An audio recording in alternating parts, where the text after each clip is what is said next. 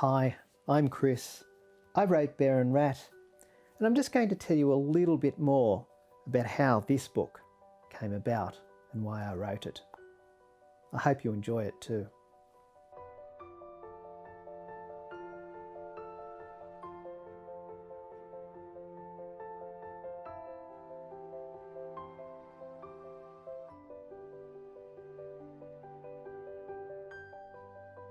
Bear and Rat's a really special book. Every picture book that I write has something of me in it, has a very special meaning. This one is different to every other book because this is all about, it was writing for me, because I only wrote this story for myself. It was just for me to write so that I could cope with what my wife, Binny, what we were going to be going through in the next little while that we didn't really know how long it was going to be. So this was my way of coping. As a writer, I like to write to tell my stories, and it's my way of coping was by writing the story about what I thought was happening. Well, of course, the two characters, Bear is me, and Rat, of course, is my beautiful Binny. And of course, the one I'm very close to is Rat. That's my beautiful Binny, as I said. And yeah, her favourite animal was a rat. She used to have rats as a pet in the house. You know, I've got a photo of her with a rat, and it's following the needle and the sewing machine, going up and down. Crazy rat. But yes, she had a rat as a pet, and she loved rats. We've got a few rats lying around in this house. Not as many as we have dragons. We love dragons, but we've got a few rats, toy rats in the house.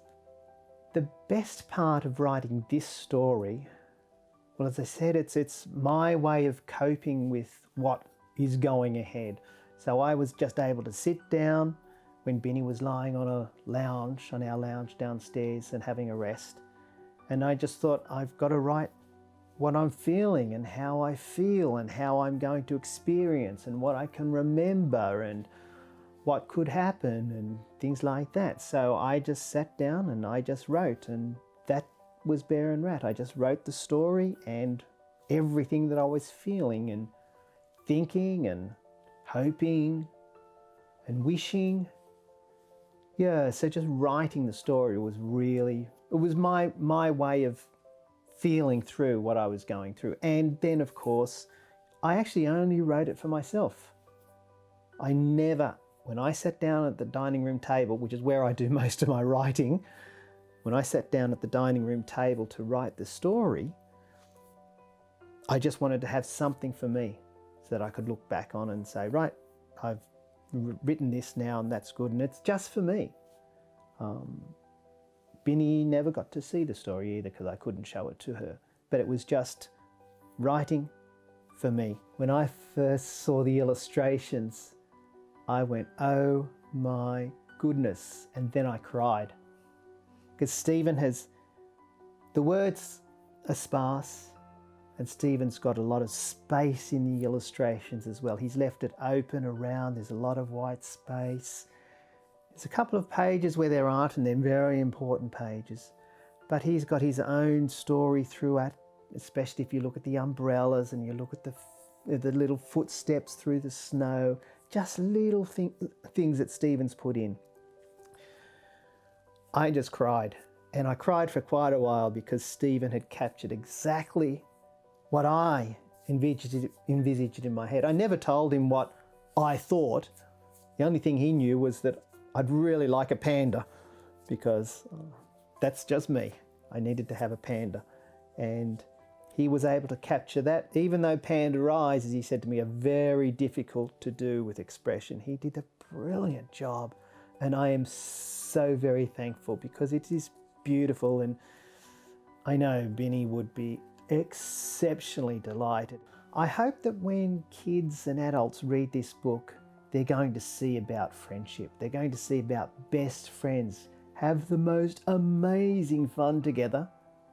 But there are some rough patches too, when things don't go quite as you plan, as you hope, as you wish they would go for. And then, you know, best friends, they stick together through good and bad.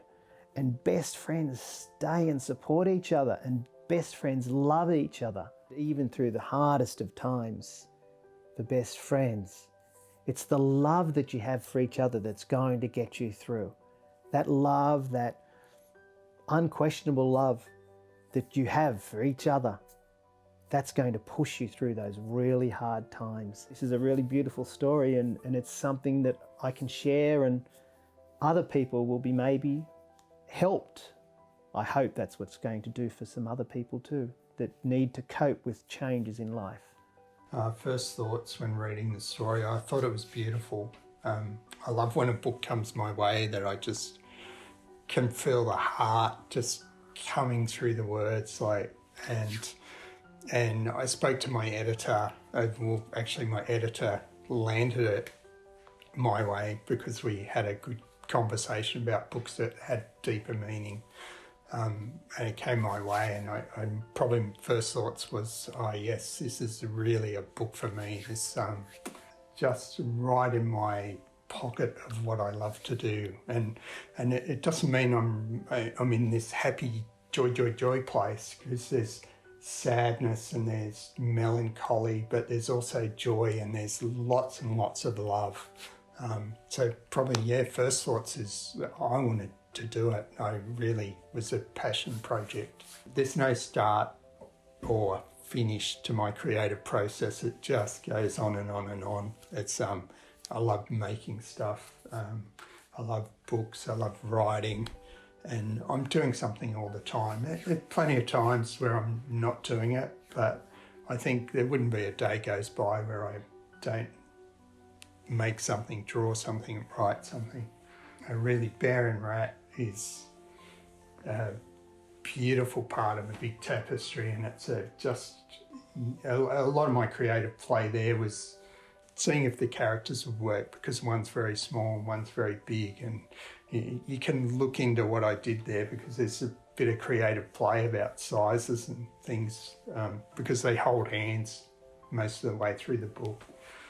And, you know, I had to pose them in different ways, this big character, this little character. And so I did a lot of sketching of just, you know, how's it going to work? And Chris wanted a panda bear, and you know, a lot of playing with panda bear eyes because they're naturally sad, but I wanted the book to feel light and happy. It's all watercolour and ink, bit of coloured pencil, bit of pencil. And I did a bit of playing with different inking. I used a dipping nib pen, like just good old-fashioned dip into an ink bottle. But I also replaced this pen with a bamboo shoot, just to see how that would work. So there's a few little moments where I've used bamboo, just making.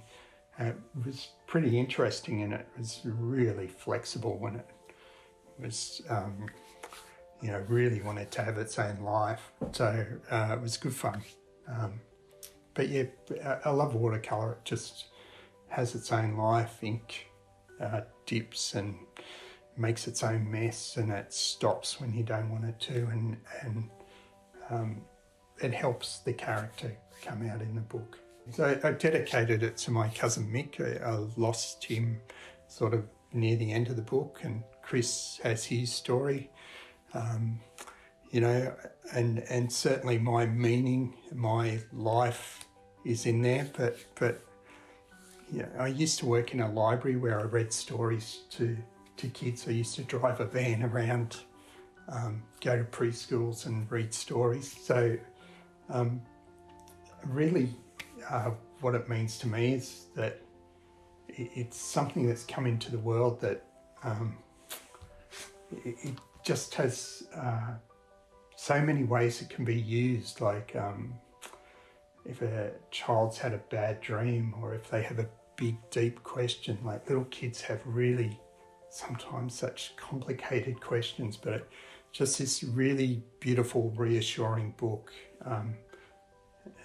You know, when you read it, you'll see that part of its gift is that your story comes into this book. It's not just about me, it's about you, the reader, as well as it is about me, as well as it is about Chris. So yeah, yeah, hope it means something to you as much as it does to me.